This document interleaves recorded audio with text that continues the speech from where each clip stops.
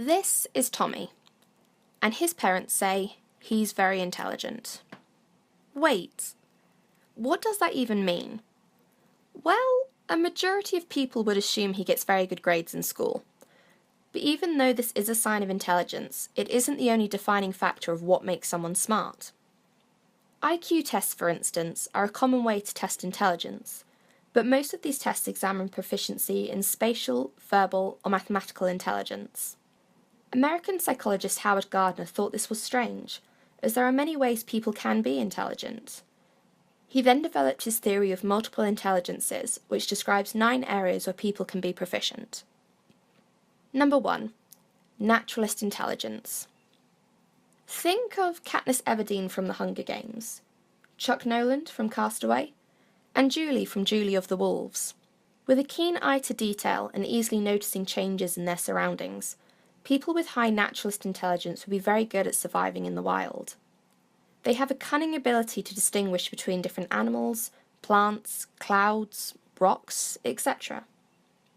In today's modern world, they are able to distinguish between different kinds of makeup, cars, smartphones, and other items. Number 2. Musical intelligence. Having a high musical intelligence indicates you're very good at things to do with sounds. These can include characteristics such as rhythm, tone, and pitch. If you've got a high musical intelligence, you're good at recognizing, creating, and reproducing music.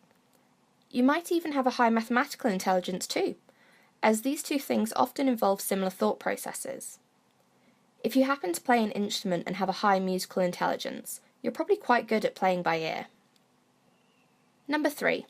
Logical mathematical intelligence. People with a high score on logical mathematical intelligence are good at abstract symbolic thought, using letters in formulas to indicate relationships between factors, and reasoning skills such as inductive and deductive reasoning. They are good at considering hypotheses, carrying out calculations, and quantifying data. Number 4. Existential intelligence. People with a high existential intelligence are good philosophical thinkers. They are good at philosophizing and thinking about questions that might not have a real, definite answer. They have a sensitivity towards the deeper questions of life and like challenging related concepts. They're not easily confused by their own feelings. Number 5. Interpersonal intelligence. People with a high interpersonal intelligence are often good at communicating with others. They are good at noticing shifts in others' moods and motives, as well as taking multiple perspectives on a subject. They often score high on empathy and do well in socially orientated work, such as teaching, social work, and acting. Number 6. Bodily kinesthetic intelligence. People with this type of intelligence love movement. They have high body awareness and good motor skills. Because of that, they often excel in activities that involve body movement, such as sports and dance. They learn best by doing and are keen to figuring things out through experimentation. Number 7. Linguistic intelligence. People high in linguistic intelligence are better than average at understanding subtle differences in meaning. They tend to pick up new words and languages quicker. It's a widely shared skill, often found in people that work in journalism, teaching, or even public speaking. Furthermore, people with a high linguistic intelligence tend to have a broader vocabulary than average. Children and young adults with a high linguistic intelligence tend to be drawn to language-orientated activities, such as reading, writing, word puzzles, and telling stories. Number 8. Intrapersonal intelligence. People with a high intrapersonal intelligence are good at understanding their own feelings and thoughts, and working them to achieve their goals. They are good at motivating themselves from the inside out without any visible or physical reward. It involves more than just understanding and planning their goals, but also a less definite appreciation of the human condition. People with a high intrapersonal intelligence are often good philosophers and psychologists. Number 9.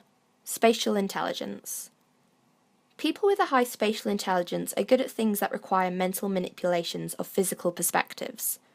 These people tend to be very skilled at map reading, jigsaw puzzles, and seeing or drawing objects and situations from a different perspective, without necessarily having seen it from that perspective.